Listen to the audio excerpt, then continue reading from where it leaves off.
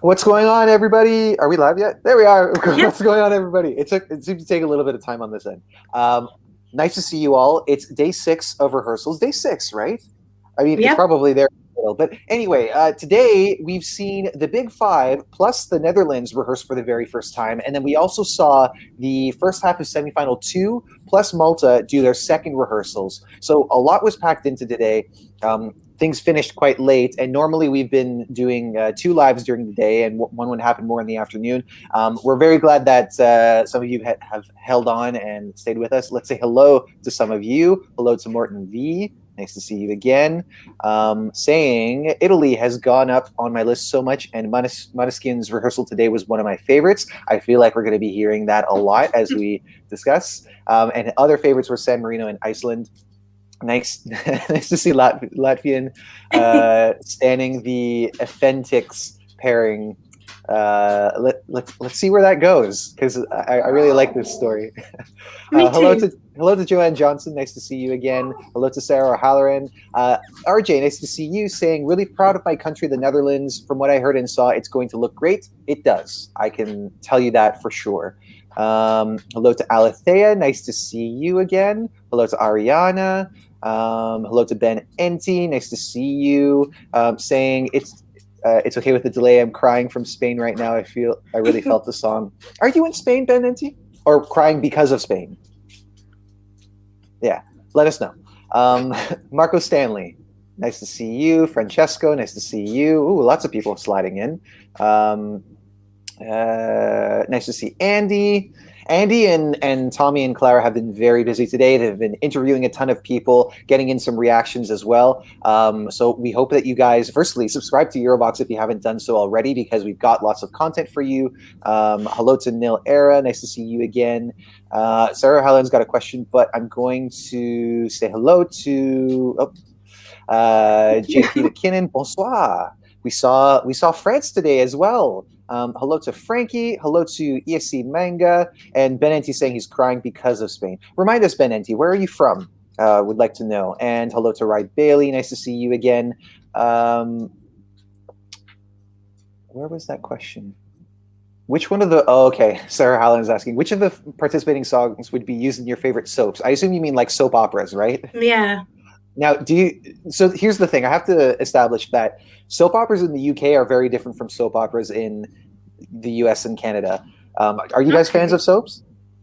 I don't watch any British ones, but I do watch Australian ones, bizarrely enough. So that's let's see, Neighbours is the one? It's actually Home and Away that I watch. Home and Away. Okay. All right. I don't even know what a soap is. A soap opera? So, I don't know what that is. It's basically like the English version of a telenovela. Telenovela, yeah.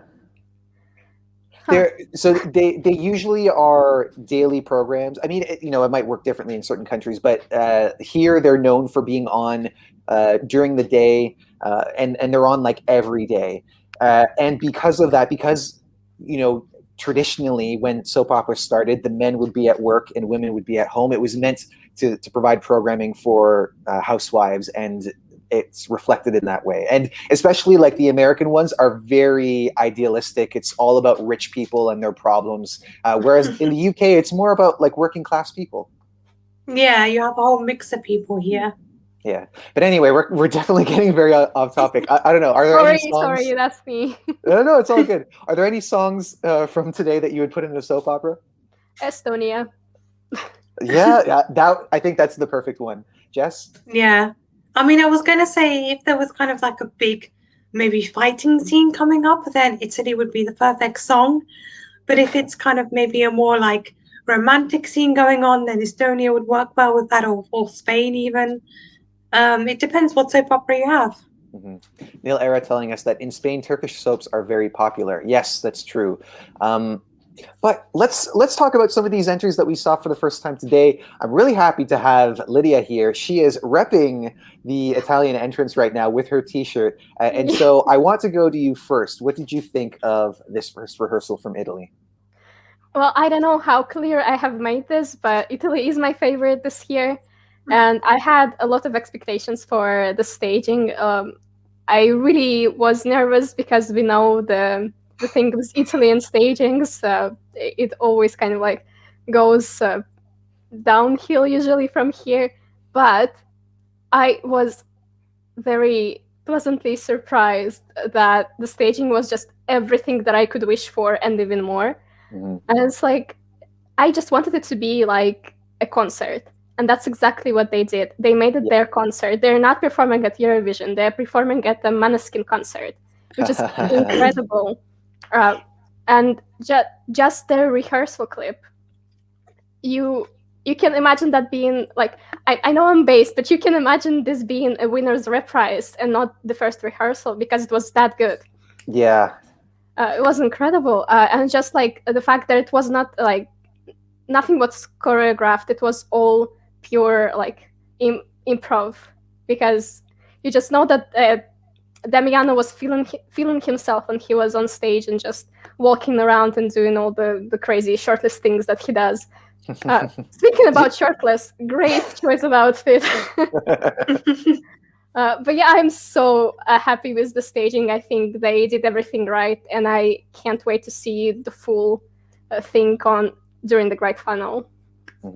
I'm going to go to you, Jess, but first I just want to, because we're getting lots of comments about Måneskin and and Italy overall today. Love from Neil Era. Ben Enti saying, I love Italy today and I'm very happy. JW saying voila is what they're feeling right now, and voila, that was excellent as well. Let me know if I drop out, because I'm seeing that concerning signal that I get in the corner. How am I right now? You're still here. Okay. All right. Hopefully it stays that way. Rye Bailey saying, I never liked Italy's song, but the staging completely changed my mind. Good to hear. Hello, Clavs. Nice to see you. How is it right now? You're a bit blurry, but you're still here. Okay. We can hear you perfectly. Yasin Manga showing love for Effendi and Sanit. RJ saying, I think Italy will be spectacular. Francesco saying, so happy for Måneskin. Joanne, Italy had a great rehearsal and watched Andy's interview with them. Yes, so Andy just now, thank you. Andy just now put out an interview that he did with Måneskin. We would love for you to check that out afterwards. But first, stay with us because we want to talk about all these countries. Jess, take it away. Your thoughts on Italy. So I was never a massive fan of the song coming into the contest, but after watching the rehearsal, I have been converted. The staging was exactly as you would imagine. It was your kind of typical rock band staging, and they did it incredibly well. You know, everything about it was just kind of epic from start to finish. The colors, the outfits, the choreo, everything just was perfect on stage, in my opinion. And I know that Andy's been saying for a long time that he sees this as a potential winner, and I've always been the one to say this is never going to win. Well, guess what, Andy? I think this could win. So I'm seeing the signal again. How is it? Still here. Okay. Yep. All right. hopefully this stays this way. So I unfortunately never got to see a full run through today. I always caught it midway through, and I do feel like if I was able to take it in from the start, I might be up there with you. I do see this as really, really strong. And as was mentioned, we know that Italy sometimes struggles with the staging. This time, because they've got a band set up, there's less to orchestrate, I would say. But in terms of what's there, as far as the way that they're integrating the cameras, what they've got on the backdrops as well, they've got some silhouettes of the band, and at the very end we see Damien say the last lines and then fall on the ground, and then you see that in the silhouettes on the LEDs as well. It's tight. It's giving us something that's unique for Eurovision, and I'm really excited about it. I'm still really concerned about this signal, but I guess I'll keep going until I get a warning. Marco Stanley asking about James. Does he do the dad dance, or is he any good? So he doesn't do much dancing. It's mostly the dancers / brass players that they've got with him. That they kind of take care of the movement, but we will get to that one in more detail a little bit later. Joanne Johnson also thinks that they could win. Neil Eris saying, "I love stagings that feel like a live performance and not music videos. It brings live brings emotions and energy." And yeah, this brings it in so many ways. I would say that they've also got a great light show as far as it fills the stadium, which I haven't seen as many entries do yet, because like you do get some crowd shots. Sometimes the performers are looking at the Steadicam and they've got the crowd behind them. This has done that in a much more effective way, I would say. And now Lydia, because I think you've only seen what's on YouTube, right? Yeah.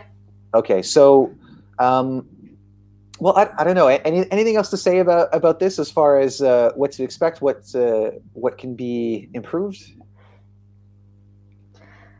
I'm not sure about improving. To me, it just sounds perfect at the moment. But I have heard some people say that they wish there were more close-up shots. I don't know if that's true, that there is like a lot of wide shots there. Yeah. Well, you go first, Jess, on that. I mean, I think it would. I mean, we did see quite a few wide shots in the whole performance, kind of, getting in the whole grandeur of the staging. But I do agree that more close-up shots probably would benefit the song. Oh, for a moment, it looked like Jess was dropping out. It's like, no, we can never win. None of us have stable internet. But yeah, to me, the wide shots didn't trouble me. I think that there are a few shots that are quite wide when they're trying to show the entire arena, and that will look more full when we have an audience, provided that doesn't get revoked, because we know that that's still a possibility. But as things are, we are expecting a reduced audience, of course, and the green room taking up the main floor. But yeah, I guess all that's to say is that we're all really excited about it, and we would love to see Italy have their first win since coming back in 2011. But they're not alone. Benenti saying easy top 10. Yeah, totally. If not top 5, maybe top 3. Who knows? Bailey also pointing out that Italy is now second in the odds. And it's important to remember that odds are influenced only by who's putting money down on what. It's not like some pyro goes off and the numbers skyrocket. But nonetheless, so Italy was the first one that we saw today as far as the new the performers taking to the stage for the first time, and then we saw Germany. Jess, walk us through Germany. What did you like about that one? So Germany is pretty much exactly what you would expect from the song. It's bright, it's colorful, it's crazy, and it's kind of jam-packed with a lot of things going on. So we see kind of Jendrik on stage with 3 backing vocalists and 1 backing dancer, spoiler alert, wearing like a big hand costume with kind of I describe it as a peace sign, but it may not be the peace sign. And Jendrik is kind of in this bright pink suit. He has his ukulele with him. He's kind of moving around the stage quite a lot. He's interacting a lot with the dancing hand and the backing singers, and it just makes for something that's very kind of entertaining. And you can tell that he's just having so much fun on stage, which is something that I love to see. It's like a great kind of energy boost for me, and a great kind of a nice positive thing to kind of fill my time with. Before we get more into detail about this, let's all answer this really quickly from ESC Manga. Finland or Italy? Well, I think we know where Lydia stands on this.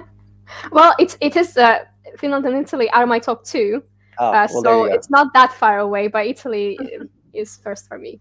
Okay, Jess? I think I would probably go for Finland in this situation. I see.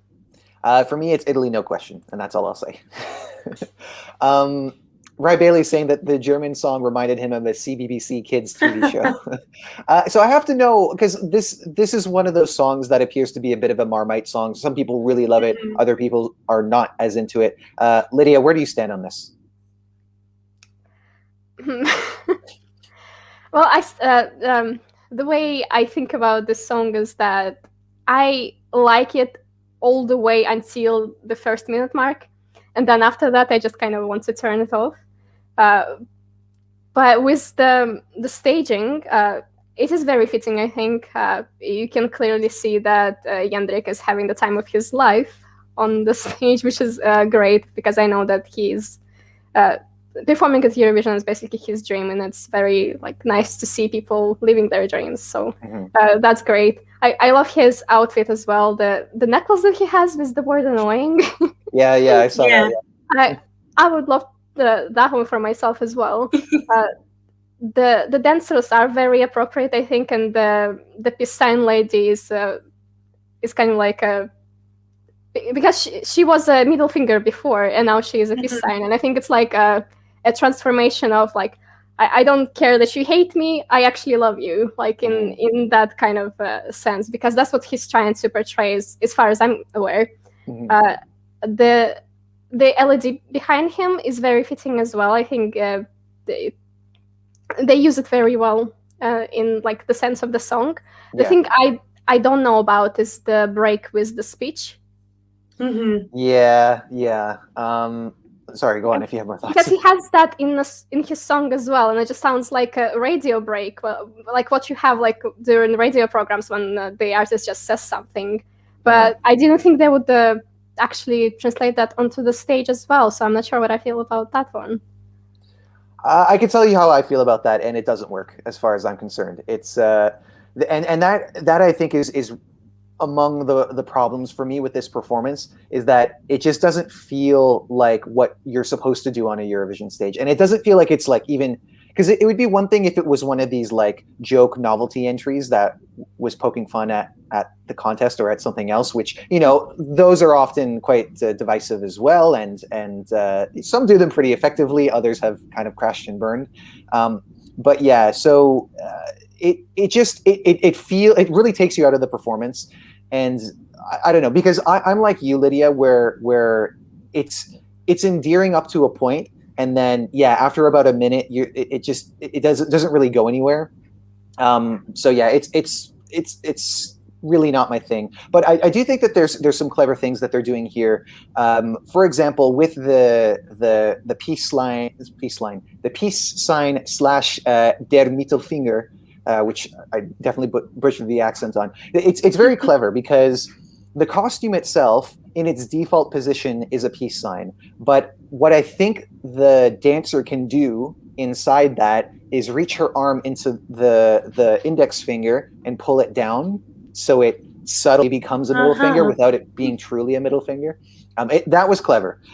There was also a moment too in the instrumental break, which is where you're getting the trumpet and the whistling going back and forth, and the stage is split into two. And on one end, it's all in black and white, and you have certain insulting words, obviously family-friendly ones because it's a family show.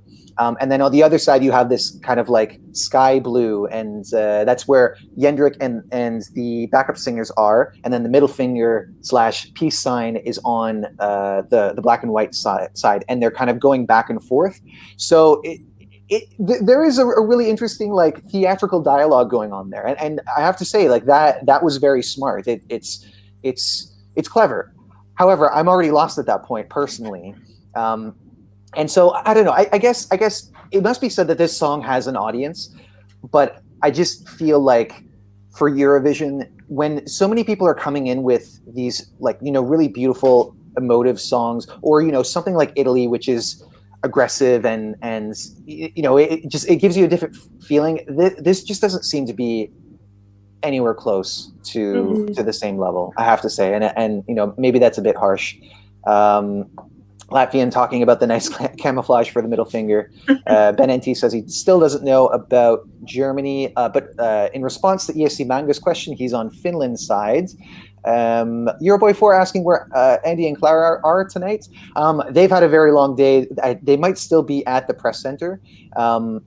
It's been very busy, and they just needed a little break, so they haven't gone anywhere. No one's in rough shape. They just need an early night. And he actually does the speech in Dutch. Oh, interesting. Really? From you're talking about the speech in Germany's performance. Oh, thank you so much, Euroboy4. Great job of interviews.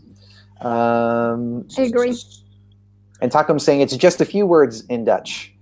Nonetheless, I mean, obviously, no problem with appealing to a certain audience. Sarah Halloran asking about Stefania. We're going to talk about the Big Five in the Netherlands first, and then we'll get to the second rehearsals today. And yes, you actually missed our discussion. We're all raving about Måneskin, and after we're done here, we would love for you to check out the interview that we've done with them, which was just put out before we started. I don't know. Any other thoughts on Germany? I mean, I guess for me, the most important thing is that he's having fun on stage. He loves the song. It's very much him, and he gets his chance to showcase himself and his style to the world. So I'm just happy to see that he's happy, to be honest. Yeah, and I will say that he's a real character. He seems like a really lovely guy. He's taken an opportunity and he's taken a risk, which, as much as I might not be warm on this song in particular, I'm always happier when you bring something that's a risk rather than something that feels recycled or, something that just doesn't bring Eurovision forward as far as I'm concerned. But any other thoughts about it from you, Lydia? It's different. That's all I'm gonna say. Okay, fair enough. So after Germany was the Netherlands, I believe, and Jess, I know that this is one of your favorites of the year. So tell us about that. Yeah. I mean, I think it's actually become my favorite staging of all of this year's contestants. It's something very unexpected, I think, because I think I and maybe a lot of people were thinking he was going to perform it similar to the song Reveal, just him and kind of a band behind him. But what we got was Django and his dancer and backing singers telling the story on the stage and kind of conveying the message of the story across to the viewer in a very kind of clever way. And we see Django with his two backing vocalists, one of whom is his twin brother. And then as the first chorus comes in, we see the backing dancer coming in. And then as the song progresses, we see all of them standing together on the side stage, kind of singing and dancing along together, just really bringing that kind of ethnicity and traditionalness of the kind of Surinamese language. And for me, the concept of the staging works very well and is very effective for the type of song that it is. So I was very pleasantly surprised. This is another one that we've seen that I would say is really classy. I believe, somebody correct me if I'm wrong, but I believe this is also a project of Hans Pannekuke. And that tends to be his style. It's classy. It's not overly elaborate. It's, going for themes that are subtle but accessible. And in this case, things are quite not as colorful at the start, but when we get to that bridge and the African drums pick up, then we start to see that color. And I also think that the use of the dancer is really effective as well, because they're doing something that is, like a, what do they call it? An interpretive dance. But with that moment, as they're saying, you won't break me, you no man broko me in Suriname. I don't want to get the name of the language wrong, so I'm going to stop myself before I say something silly. But anyway, in that moment, it's very effective, and despite it being this, for some people an overly artsy approach, I think people understand the meaning and the intention of the dancer's movement. So I'm very impressed with this, and great vocals as we would expect from Django. Lydia, your thoughts? I think it's incredible, actually. It's a great staging that suits the song. It's not overly in your face. You kind of have to listen to kind of understand what the song is about instead of just looking at the staging. As opposed to if we look at the Russia's song, you kind of see all these women singing, and there's all these words of affirmation flashing everywhere, and then there's Django, where it's just colorful colors, and only as far as I'm aware, is just the "you can't break me," or what was the English translation, which is incredible, I think. And the choice of colors is great too. The outfits, I'm actually in love with Django's outfit on stage. I think the blue really suits him, and the chemistry that he has with the dancers on stage as well. I think it's. I have to agree with Jess. It's one of the best stagings we have this year. Absolutely. Mm-hmm. So let's talk about this, because this is a host entry, and what we've seen happen in the years past with host countries with their entries is that they tend to be put last, or not necessarily last, but they tend to be in the bottom 5. And I do, like, people have discussed the reasons for this, and I do think it does have something to do with the fact that in these shows you're presented with all of these images of the country that is hosting, and people are perhaps thinking, why would we want to go there again? Why would I vote for it again when they already have the show? And we discussed this a little bit in our reaction to it, Jess. So do you think that this, despite how good it is, do you think that it might have a similar fate? Well, I'm hoping it doesn't. But on the other hand, a part of me is thinking that it could kind of suffer the inevitable curse of being the host country's entry. But I think when it comes to this year's entry, it's a very solid song and performance. It's very well portrayed on stage. Vocals are amazing. You know, the whole package is really quite incredible. And so I like to think that for these reasons, it would kind of entice people to vote for the song more, and to kind of to make it quite a successful host entry in comparison to previous years. Yeah, I would hope so too. Lydia, your thoughts on that? I mean, there's always a possibility that it's going to suffer the fate of being the host entry, but there's always also a possibility that it's going to be a Germany 2011 situation.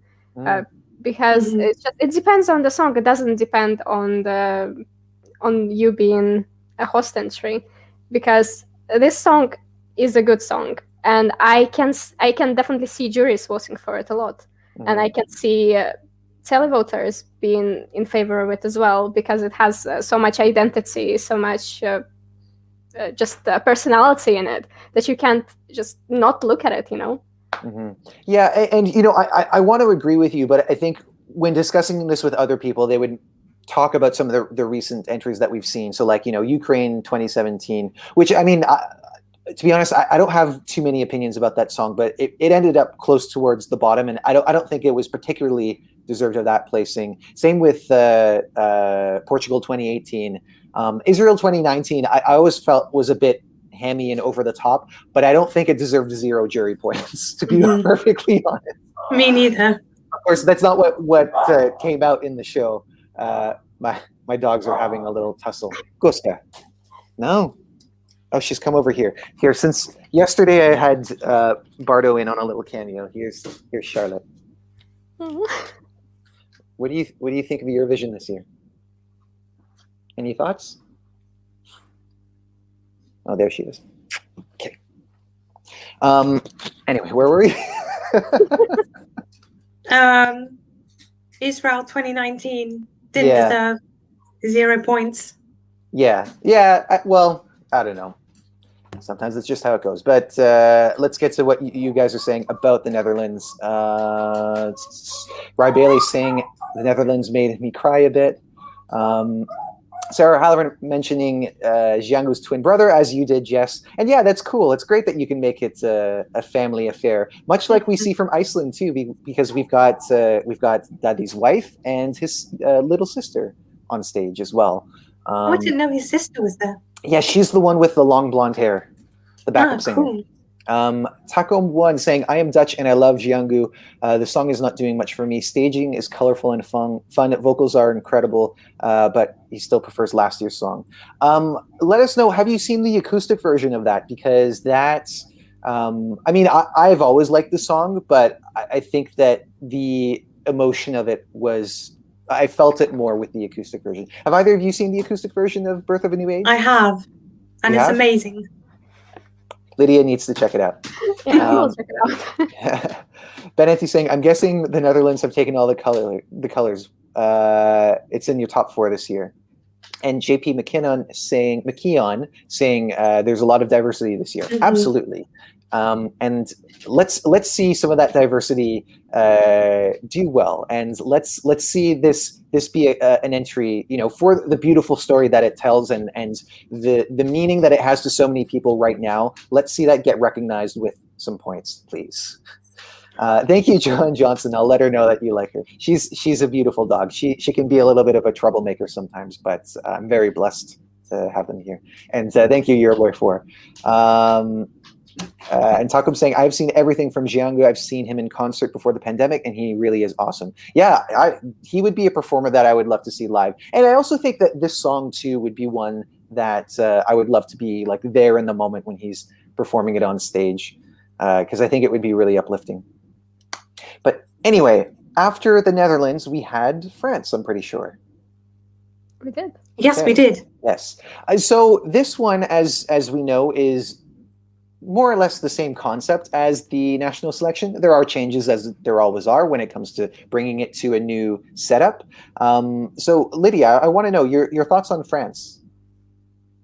Well, first of all, very glad they basically kept the same idea for the staging, because I think it was perfect for the song there. It didn't need to be anything more, just her, just the lights around her, and the outfit that she's wearing is just like so fitting for the song. So I was very hoping that they wouldn't change anything. They did change a couple of things, but they changed them for the better, because the eyes in the background that she had in the national final performance weren't really suited for the song, in my opinion.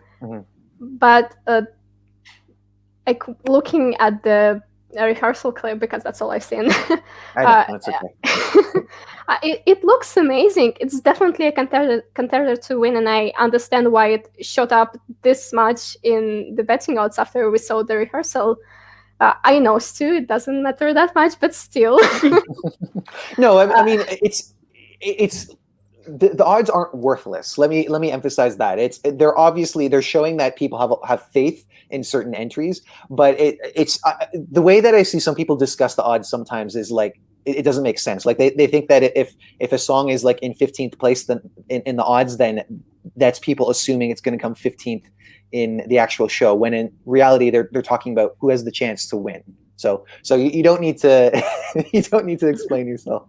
I know. I am hoping that doesn't mean anything, because, well, obviously. Yeah. But yeah, I think that's an incredible staging. Barbara is an incredible performer. The song is great. It doesn't need anything. We know it doesn't need anything. It just needs her, and I am happy with the staging. Yeah, absolutely. Beautiful, simple, and elegant, just like the song. Jess, your thoughts on France? Yeah, so I think that France have really put it out of the bag this year.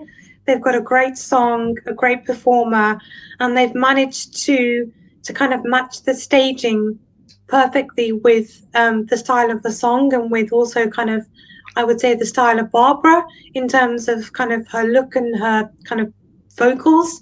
For me, I find the staging to be very striking, with just kind of her alone on stage, and then the dark colors surrounding her with these lights just focusing on her. The camera work is very good in her performance as well. So yeah, I can totally understand kind of all the hype the song is getting, and I can understand that it's one of the favorites to win. I don't personally see it as a winner myself, but I see how other people do. Mm-hmm. And I don't. What was that? No, I'm not gonna say anything. Okay. This is often the case, especially in a year like this, where we have like a million possibilities for how the scoring could go. But nonetheless, I think most people at least appreciate the song for the quality that it has, regardless of whether or not they're a fan of it. Sarah Halloran asking, could there be an all-French podium? Potentially. It's possible. Potentially. Of course, Lydia wants to see some Italian in there. I'll get to Adrian's question in a little bit. Let's just get to some more comments about France. Rye Bailey's not a fan. Euroboy Force saying it looked so black on the official rehearsal video. If you've seen the national selection performance, then it is very, very black, lots of darkness. But that white light comes through and it adds drama in the right way. I'll get to that comment a little bit later. Takam1 saying Barbara is fabulous and the song is really a standout. Winter vibes. Joanne Johnson likes France very much. Okay, so I said that I'd get to Adrian's question. Hello, do you think Poland's rehearsal has improved and will they qualify? Poland has improved. Qualification, I have my doubts. It could happen because anything could happen, but this remains to be one of those entries that I'm substantially concerned about. Lydia, you look like you've got something to say.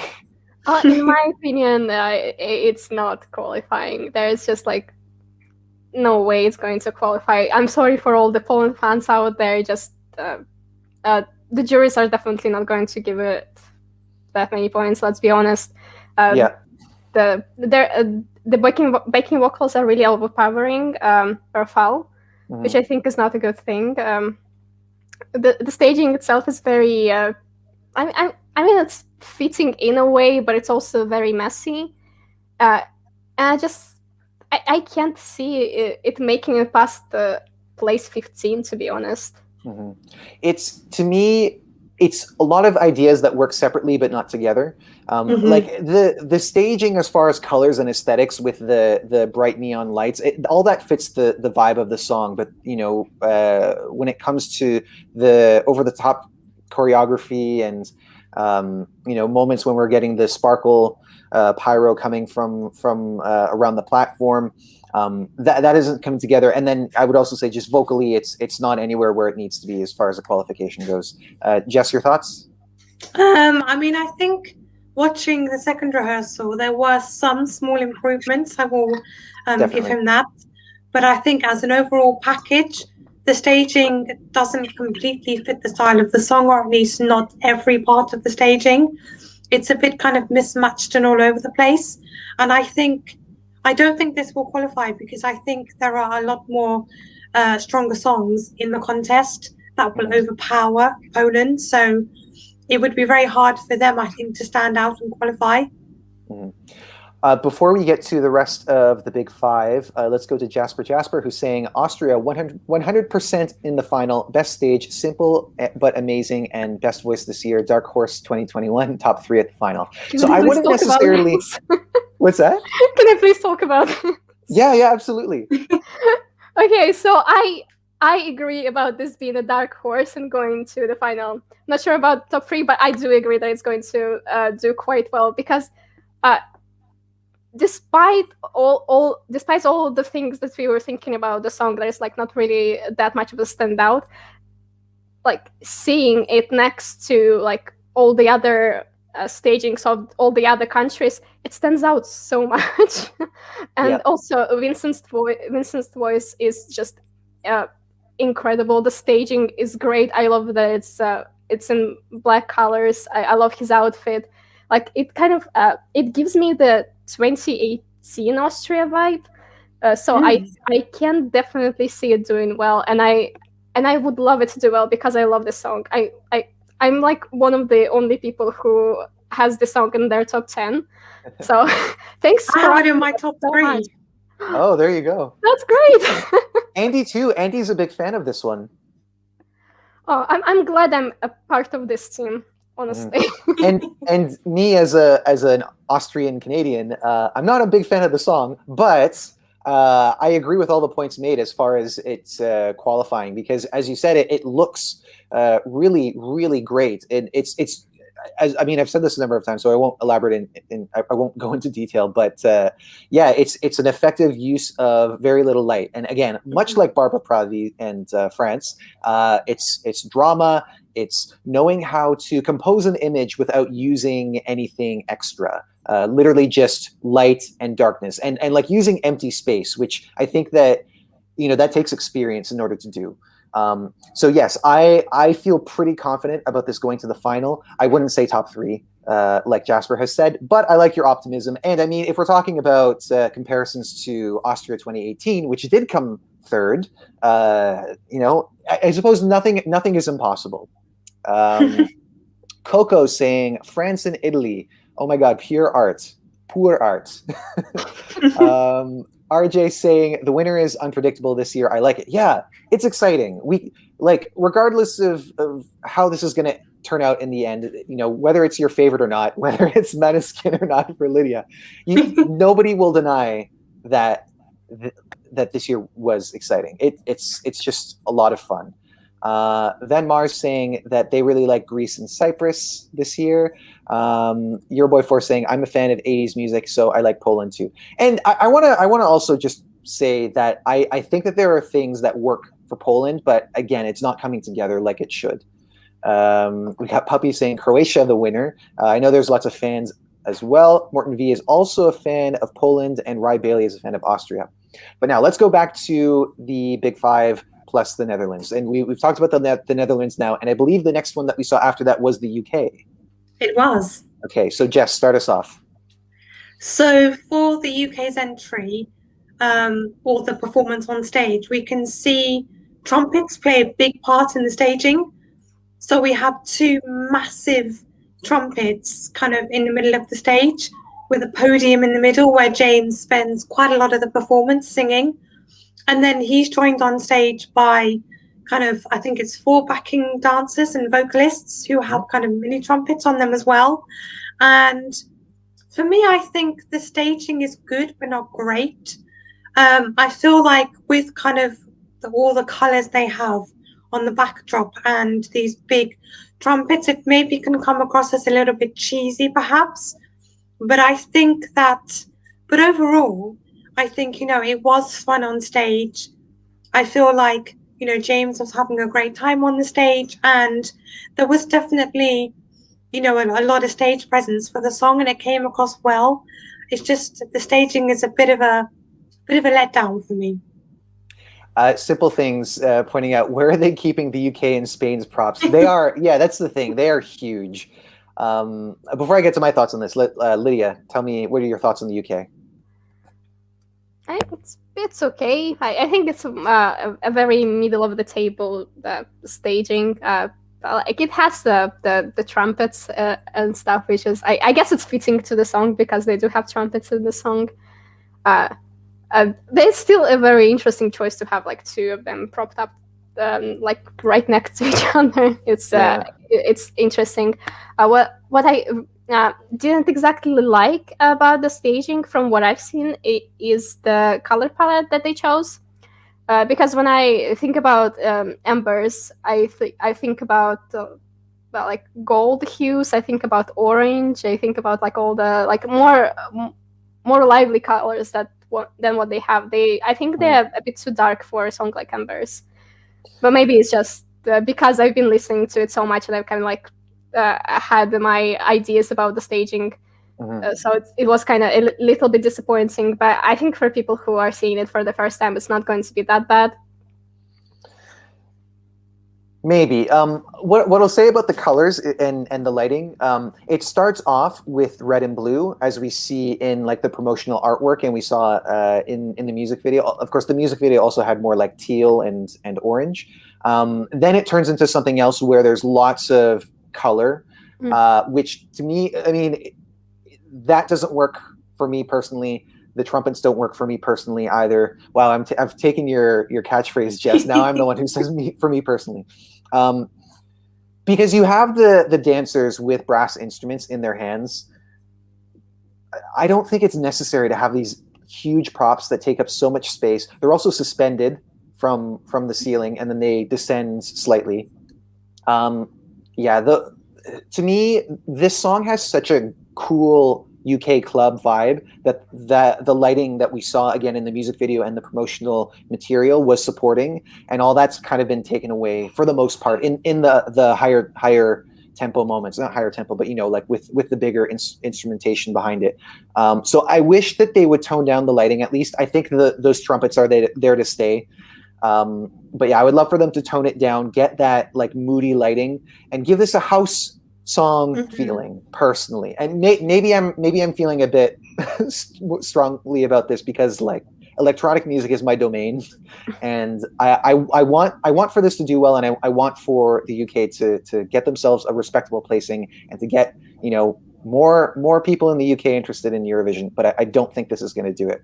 And Takam One asking the same question as I am. Ben Enti, on the other hand, is really happy with the UK, and I don't want to write this one off either. It's my personal problems with it, and also the fact that it is a first rehearsal, so they might make some small but effective changes.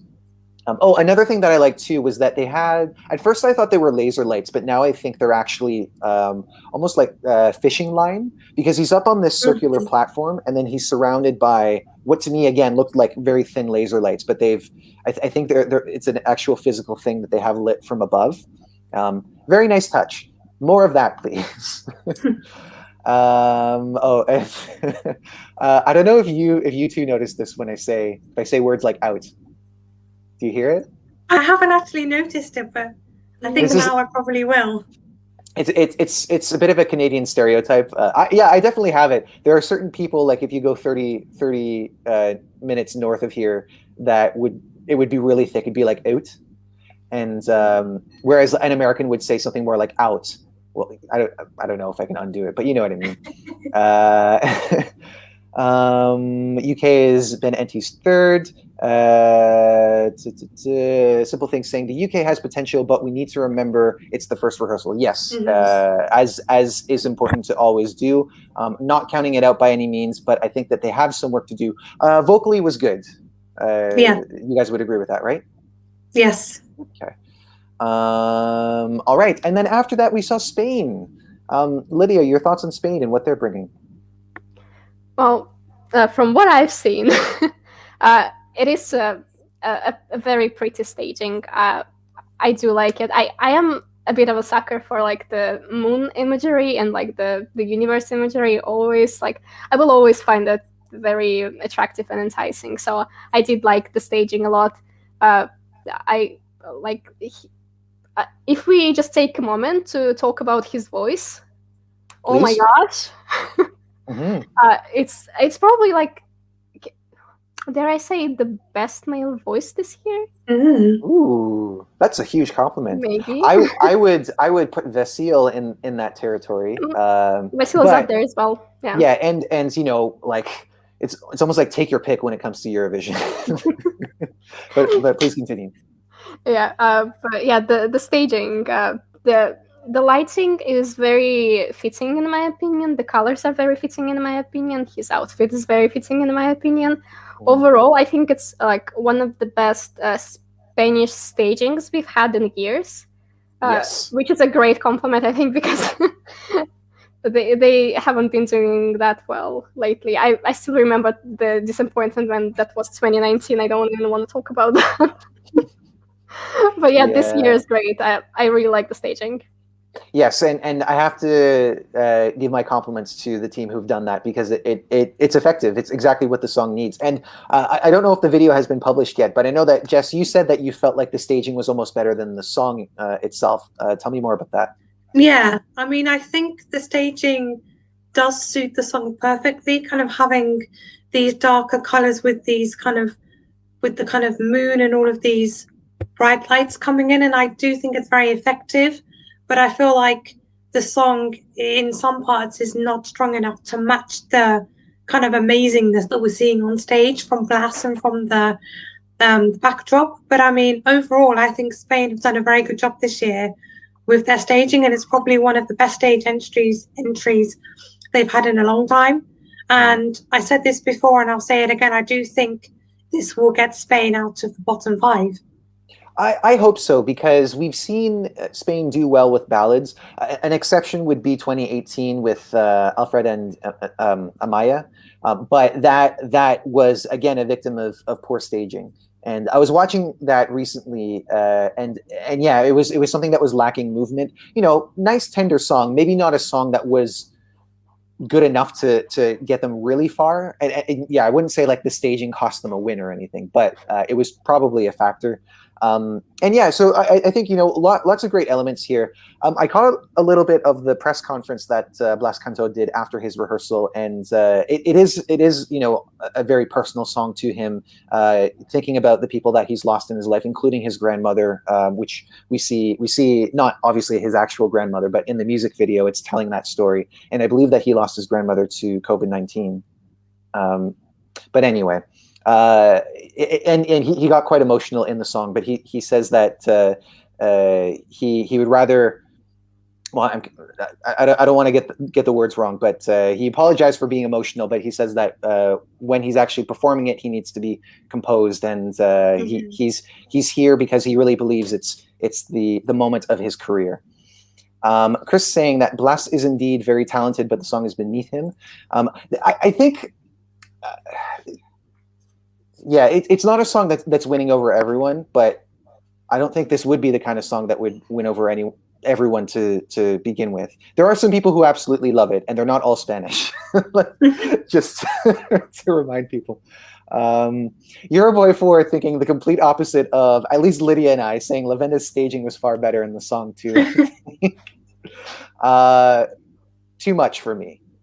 Far too much. It took away from the song, in my opinion. And I loved the song. It was a decent song. Whether or not I would choose that over this one, yeah, I don't know. Lots of comments about 2018. JP McKinnon, it was amazing, very underrated. Que lástima, what a pity.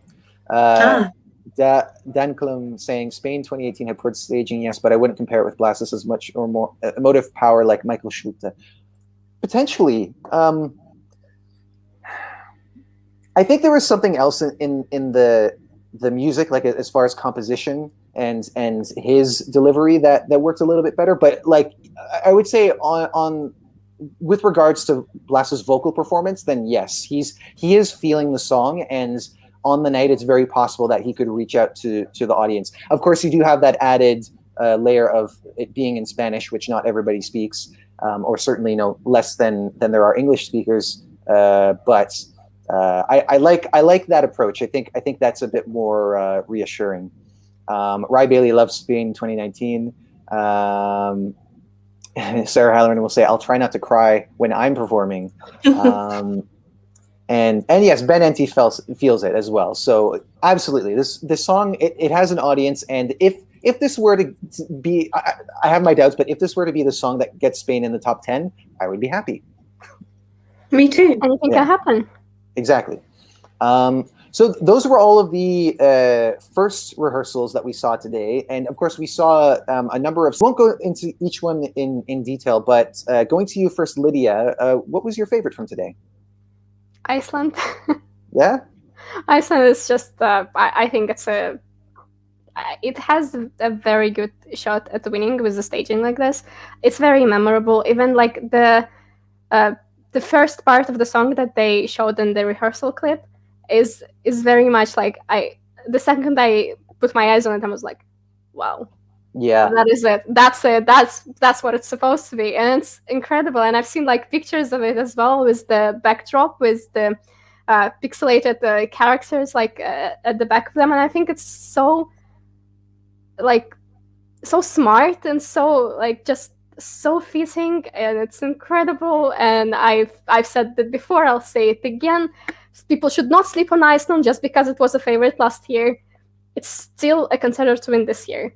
We could be as well going to Reykjavik next year. Yes, I agree with you. To complicate the mix with all the other potential winners that we're throwing in here. But like when they did the first rehearsals, I was one of the people who was experiencing buffering issues in the online press center, so I wasn't able to see a complete take, and I only saw like brief snippets of it. This time, I was finally able to see 2 full takes. And I have to say that this definitely has winner potential. You mentioned the opening with the silhouettes and the bright purpley pink backdrop. Then it moves into the choreography. Then it's got the as you mentioned, the pixelated artwork on the translucent LED screen. Then it's got the backup dancers / instrumentalists joining together to make their 360 piano. This is creating a moment every 30 seconds. It's whole, like, very engaging, so full of hearts, so endearing. Definitely one that an audience is going to appreciate. And Twan thinks that this is going to not qualify. What? Twan. Probably a little bit of bias going on there. But Jess, your thoughts on Iceland? I love Iceland this year, and that they're very clever with what they've done with the staging. They've managed to, it just fits the song perfectly. You've got kind of elements of the music video coming into this. It's the perfect opportunity for Daddy and his team to kind of show off their quirkiness and to really kind of, to just show the whole world this kind of weirdness that they've got going on in a good way. And the way they've done that, I think, is absolutely perfect. Now, I don't see this as a potential winner, but I do see it as a potential top 10 for sure in the final. Mm-hmm. We'll have to see. I guess that's really it. So I see the mentioning of San Marino here and the constant teasing of whether or not Flo Rida would be there. So I'm going to show kind of the contrast that we got here. We got Morton B saying San Marino, we're teasing us over whether or not Flo Rida will be there.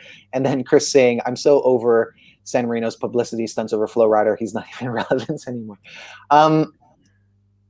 Like I said before, it makes sense that they would want to keep the momentum going, even when it's still looking unlikely that he won't be there. But I'm also feeling like, watch it happen and watch it be watch it be a moment. But like, Flo Rida aside, which this is the thing that annoys me, because there's another song around all of this and it becomes all about Flo Rida.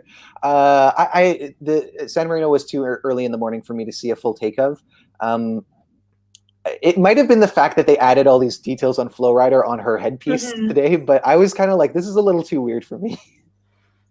Yeah, and I mean, like, I don't mean any offense when I say this, but obviously for the rehearsals, we've had like a stand-in rapper kind of filling in. Yeah. And from my point of view, I don't really see the point in flying somebody over all the way from the US just to rap for 30 seconds when we have a perfectly good stand-in rapper. Like, to me, I don't understand the logic behind that. But hey, this is San Marino in Eurovision, which is full of surprises. So, I mean, as far as the logic behind it, because people are speculating that it could pay off when it comes to landing them points, and especially when we talk about how competitive of an entry this is for San Marino. It would be lovely for them to get their best result ever, and a lot of people are saying that this is an entry in which they could do that. But yeah, like I said, I get a bit annoyed about this. So I don't know, Lydia, is there anything else to say about San Marino that doesn't have to do with Flo Rida? Well, actually, the backup dancers, but I'm pretty sure you already talked about this before, probably. Well, we have, but we haven't heard your perspective on it. So I am not a big fan of the headpieces they are wearing. It seems kind of a little bit creepy in my opinion, but maybe that's what's so great about this staging, because it is very quirky all the way through, isn't it? With like all the different elements to it, including Flo Rida. I'm not going to talk about him anymore, but including Flo Rida. It always goes back to him. Like, it's I am not a big fan of the outfits of the backdancers, but it in a way it does fit in the staging, so I'm not that unhappy about that. Like, as long as the song is there. Yeah. You know? Yeah, I have to agree in some ways based on the rehearsal clip. It's not a deal breaker, I would say, but especially because they kind of look like the masks that a Mexican luchador would be wearing. I just feel like they should be colorful, but I don't know. That's probably not a criticism worth anyone's time. Takum one saying, my favorite today was Italy, rock show, great attitudes, a real sexiness, vocals fantastic. So overall, brilliantness, hot as hell. A lot of people really digging Italy, and I'm living for it. Amy Roberts saying San Marino shock non-qualifier. No. No comment, because I haven't seen enough to say about that. Because look, anything's possible. Little Chocolate asking what country did we like from the Big Five the most. I think you, maybe not unanimously, but I know Lydia's answer. Lydia's answer is my answer, being Italy. And Jess, your answer is? Of the Big Five, it would be Italy also. Okay, well, there you go. It's unanimous. But Big Five and the host entry. Oh yeah, if we were to include the Netherlands in there, then it would be the Netherlands. Okay. Netherlands is quality. They would be my second favorite from today. Only discounting that France is something that we've seen before, but that has nothing to do with how I feel it will perform. It's more just like, oh, I recognize this more because I haven't seen it before. Latvian is asking, what is our least favorite music genre? I am not a fan of kind of jazz and blues music, just because I find it a bit boring. And I don't like kind of heavy metal when the person is literally screaming down the microphone, but pretty much most other genres I'm happy with. Okay, Lydia? I'd say like I don't know if it's counted as a genre, but like the revival of the 80s. That's probably my least favorite. Oh, I'm in the wrong chat for this. I'm in the wrong chat for this. I'm also not a big fan of the 80s revival sound. There are certainly a lot of songs that I like that borrow 80s elements. I suppose it just comes down to how they're executing it. Because, like, for example, I do like Denmark, and they're leaning into that sound a lot. But it's because they also make it like a joke and they make it fun. Whereas it was more of like the national selection entries that I didn't like, and I can't really remember them too much. But oh well. So who else did we enjoy today from the returners doing their second rehearsal? For me, I loved Malta and Greece today. Yes. We saw some changes with Malta, didn't we? We did, yes. We see a brand new outfit for Destiny. She's now kind of wearing a sparkly silver outfit. And I think also we've noticed some changes in the kind of the colours of the backdrop as well. I think they've made some subtle changes towards the end, which I personally am loving. And I still think Malta is a contender to win. How do you feel about that, Lydia? About Malta being the contender to win? Yeah. Who else are we gonna throw in the mix with getting Maneskin's way? Well, before the staging did come out, I was pretty sure that Malta was going to win. But like looking at the staging and kind of like how it comes together, I'm not getting I hate the words, but winner vibes from it. Like when I'm looking at the staging, I like to like imagine in my head how it would look like next to like a compilation of all the other Eurovision winners, and I can't really see Malta being there after Duncan. But that could be just my like what's going on in my mind. The thing that I found about that in the recent days has been that there are songs that I would never have considered before that, like, when I think about it in a different context, almost any song could win, which doesn't say anything. But like, you know, just thinking about that winner vibe feeling, those same songs could also not qualify. But going back to Malta, I didn't see it today, but I was really impressed with what I saw on the first rehearsal, and that wasn't the case with everyone. You're not alone in that sense, Lydia, as far as being let down by it. But for me, it's energy, it's charm, it's her presence and vocal performance. It's all good, and I guess now, having seen what some of the other favorites are bringing, it does make me less confident that this could win. But I still do think that it could win semifinal 1. I feel very That's true. strongly about that. Milosh Gaming saying Malta will not win and believes that it will be Italy or France. Well, again, two favorites, two very deserving winners, I would say. Latvian saying Tbilisi 2022. Why not? We will find out tomorrow if suddenly Tarnika Kipiani enters that that winner territory. I have my doubts, but again, anything is possible.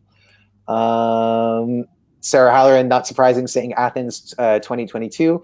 And you, Jess, I know that you consider Greece to be a potential winner. Do you see that as a possibility, Lydia? No. Is this just the 80 vibes talking? It could be just the 80 vibes talking, who knows? But I also haven't seen the whole of the performance, right? Like the only thing that I've seen is what they put on the Eurovision channel, and from what I've seen, it's not particularly great, is it? I don't know if there were like better runs, because I seen people talking on Twitter that there were better runs and they chose a very bad clip for their YouTube channel for some reason. But there's like the green screen is not like fluid enough, in my opinion. Like I haven't seen her go up the stairs, so I have no idea what that looks like. Maybe that's like an incredible winning moment. But from like what they put on the channel, it's just like the legs and shorts, and it. Yeah. That was quite interesting, in my opinion. But also, yeah, I'm not particularly a fan of the song, because I'm not a fan of the genre, but I do appreciate that Stefania sounds just like in the studio version, and I think that could push her in the jury's eyes a lot. Yeah. I won't go into detail about it, but I'll say top 10, potentially. I do not see this as a winner. Sorry, Jess. That's okay. Danclam 1796 saying, I much prefer Destiny's new dress. It makes her stand out more. I just hope that she doesn't mind changing outfits. For me, I don't care which dress I prefer, as long as she's most comfortable with it. Yeah, that's an important thing too, because when you're given a dress that other people say, wear this, and you don't like it, that sounds like, the setup to be out of your element. And I think that maybe people get a little bit too into the wardrobe. I see it as being an important thing to consider. You definitely don't want to show up without that thought about, but yeah, I'm not I don't know. I think that maybe it occupies too much of the discussion when it comes to Eurovision success. Benenti says that he still thinks that Switzerland can win. We haven't talked about Switzerland. I mean, we didn't see it today, but quickly, do we see it as a potential winner? Yes. Lydia? Probably. I don't know. I don't want to anger anybody. Yeah. Fair enough. And you also don't want to think about any other possibility but Måneskin winning. In my mind, there's only Italy participating. Let's be honest. It would be great for Italy to close the show, so you could almost argue that it was a series of opening acts for Måneskin's concert. Yeah, true. Hoping for the second half then. Yeah. But let's also remember that Italy is often considered to be a winner, and we haven't seen it happen yet. Yeah. Let's go there. But I would be very happy to see it, because I think it's been a long time coming. Lots of suggestions for where to go next year. Morton V and Latvian saying Vilnius 2022. Let me pull it up. Here we go. Takum 1 saying Rome 2022. Michael 17 saying Athens 2022. Don't forget, sometimes it's not the capital city. I mean, we're not in Amsterdam this year. Even though Netta said that we'd go to Amsterdam, we're not in Amsterdam. I think we'll wrap it up there, because the time has almost flown by for us. But thank you so much for joining us. Tomorrow we have the rest of semifinal 2 doing their second rehearsals. Do we have anything else tomorrow? That's all. That's all. That's all, folks. A shorter day for us tomorrow. Yeah, after such a long day, I guess it'll be nice to have that as a little bit of a break. But thank you guys for joining us. We are working on getting more interviews.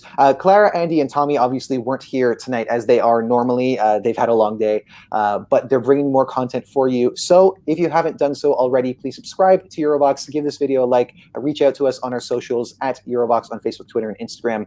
We'd love to talk to you. We'd love to know what your favorites are this year. Who do you think is going to win? Who's going to be a surprise qualifier and non-qualifier in your opinion? And we'd love for you to join us for more live chats as we build up to the moment, because we're now 4 days away from semifinal 2. Semifinal 1, you mean? Sorry, Yeah, semifinal sorry, 1. yeah. Yeah, got a little bit ahead of myself. Nonetheless, thank you so much for joining us, and we will see you next time. Take care. Bye. Bye.